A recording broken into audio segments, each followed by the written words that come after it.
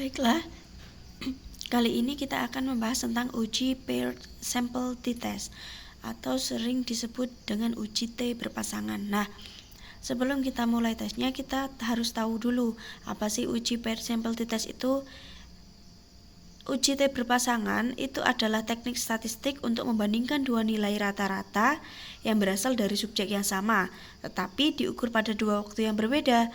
Sederhananya itu kita ingin mengetahui apakah ada perubahan sebelum dan sesudah atau antara dua perlakuan pada kelompok yang sama.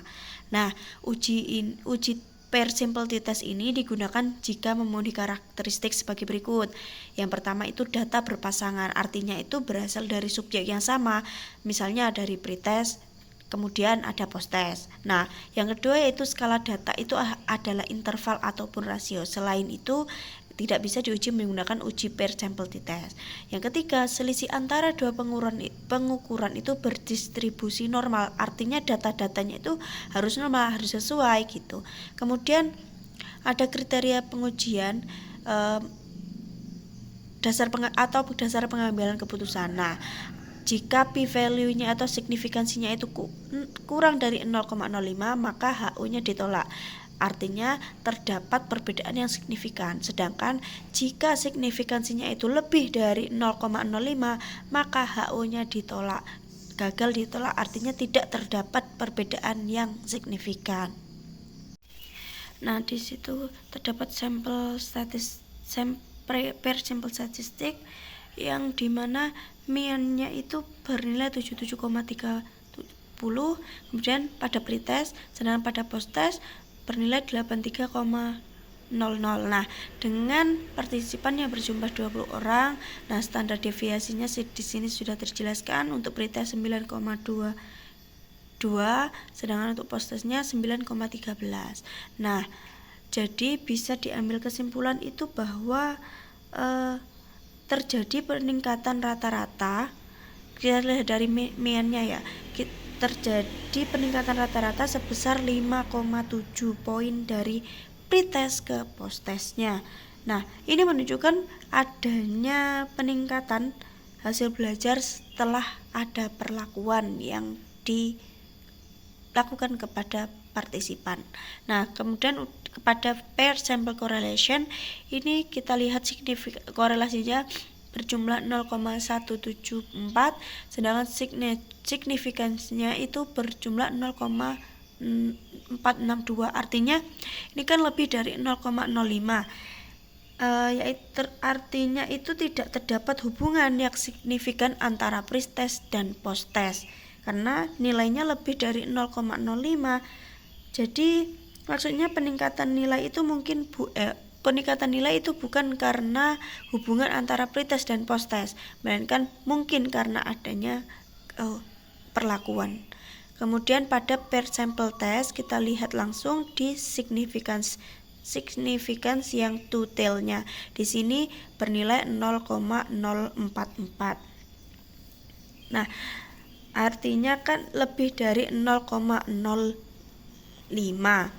Nah, berarti HO-nya ditolak dan H1-nya diterima, atau hipotesis nulnya itu ditolak dan hipotesis alternatifnya itu diterima. Maksudnya terdapat perbedaan yang signifikan antara nilai pretest dan posttest.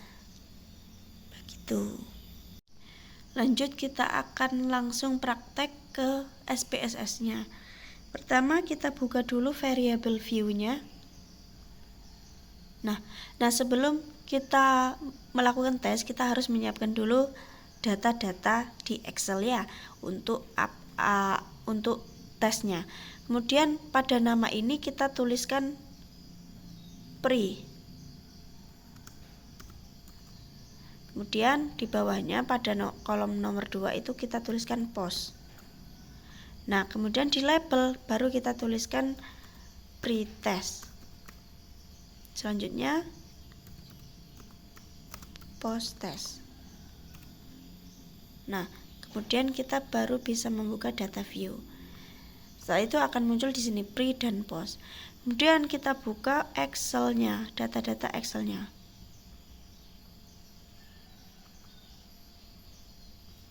Di sini saya sudah menyiapkan data-data dari pretest maupun posttest. Nah, di sini saya ingin menguji tentang hasil belajar bahasa Inggris dari sebelum maupun sesudah.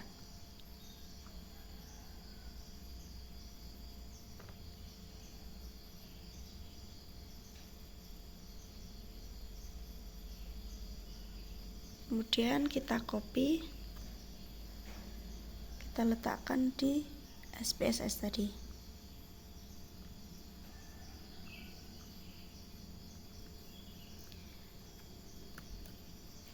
Nah, akan muncul angka-angkanya seperti itu. Kemudian kita analyze, compare means. Nah, pilih yang paired sample t-test. Untuk ini bisa masuk ke variabel 1. Kemudian kita klik yang posttest, masuk variabel 2. Kemudian klik OK. Maka akan muncul hasilnya seperti ini.